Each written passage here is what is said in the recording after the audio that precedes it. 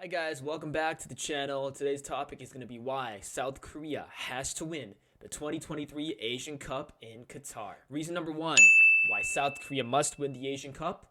We haven't won it in a long time. I'm not sure if you guys know, but the last time South Korea won the Asian Cup was way back in 1960. As you can see from this photo of that Asian Cup winning side, a lot has changed since they've won the Asian Cup. The funny thing is, guys, South Korea has only won the Asian Cup twice in our history, okay? Once in 1956 and once in 1960. It's kind of mind-blowing given the talent that we've had, that we've not been able to win this trophy in 60 years. But it's a bit of a funky tournament. Asia, for all the flack it gets, is a very, very strong continent for football nowadays, and you're seeing a lot of teams rising, which makes this trophy harder and harder to win every competition. 4 years ago in 2019, you had Qatar, a surprise dark horse winning the Asian Cup. Who knows, something like that could happen again this time around.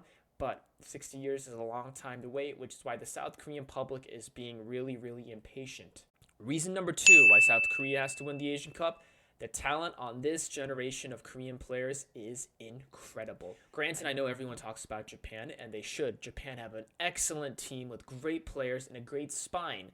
However, I think South Korea has the better top-end talent in the entire continent. Everyone knows about star players Heung-min at Tottenham, Kim Min-jae at Bayern Munich, Hwang-Hee-chan at Wolves. But what you might not know is there's a plethora of other young, exciting prospects playing. You got guys like midfielder Lee Jae-sung at Mainz, forward Chung Woo-young at Stuttgart. You got striker Oh Hyung-gyu playing at Celtic. You also have striker Cho Gue-sung, who went viral during the World Cup for his good looks. He's now playing in the Danish league and killing it there. You also got guys like Bae Juno, who's playing over at Stoke City in the Championship. Granted, he didn't make it on the roster for this Asian Cup, but he's another guy to watch out for the future. There's just so much talent in this generation of Korean players. It really is one of our golden generations. So we feel in Korea, if we don't win a trophy with how much talent that we have, it's going to be an absolute waste. I know in previous generations, we also had talented players. About 10 years ago, you had that generation with guys like midfielder Ki Sung-young, Koo Ja-chul. But that generation wasn't as good as this one. It was decent, it wasn't trash, but it didn't have this much top-end talent like we do today. And guys, I think a lot of it is because of the success we had at the 2002 World Cup. You see around 20 years on, kids who were watching that World Cup now becoming adults and wanting to be pro footballers. And that's really had a knockover effect where you're having a lot of kids wanting to play soccer in Korea, and it's developing a lot more talented players. Like I said, there's just so much talent on this team and on our youth teams that we really have to win a trophy, or it's going to be a waste of a golden generation. It's going to be akin to Belgium's golden generation not winning anything. You know, they made it to third place at the World Cup in 2018, but even that wasn't good enough for their top players. And for Koreans, we know we're not winning the World Cup, so what we really, really need is an Asian Cup trophy. Reason number three why South Korea has to win the Asian Cup, guys.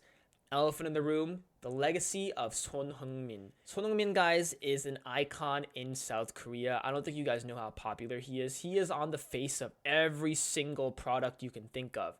He's done commercials for coffee brands, for ice cream, for electronics. He's just it, okay? He's the dude. And for us, the greatest Asian player of all time, no debate, finishing his career without a trophy would be an absolute shame. Obviously, he spent the bulk of his senior club career at Tottenham. I don't want to anger the Tottenham fans, but y'all ain't a winning club. You're not about winning trophies. You're about making a profit for Daniel Levy, okay? He's not going to leave Tottenham, so his only real chance is winning something with South Korea. And like I said before, South Korea isn't winning a World Cup, then what can he realistically win? That's the Asian Cup, baby. For those who don't know, Paulo Bento was the Portuguese coach who led us to the round of 16 in the 2022 World Cup. He had stepped down from his position after the tournament, and it took the KFA a while to find a new coach. They finally ended up settling on Jurgen Klinsmann, which is a really big surprise hire because Klinsmann hasn't coached a team since he left Hertha Berlin way back in 2020, 2019.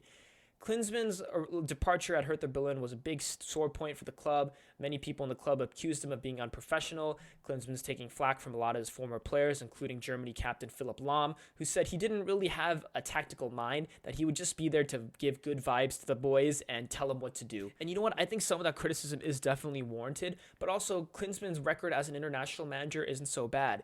He led a not-so-good Germany team to third place at the 2006 World Cup. And also, in my opinion, he led an average American team to the round of 16 in 2014, also getting them out of a group of death that included Germany, Portugal, and Ghana. Now, a lot of people in Korea were not happy with the hire. I was a little more optimistic, but the recent results in the past few games have been good. South Korea have won each of their last 6 games with a great goal differential. Granted, we did play a lot of Mickey Mouse teams, but the fact is the team is seemingly coming together at the right time.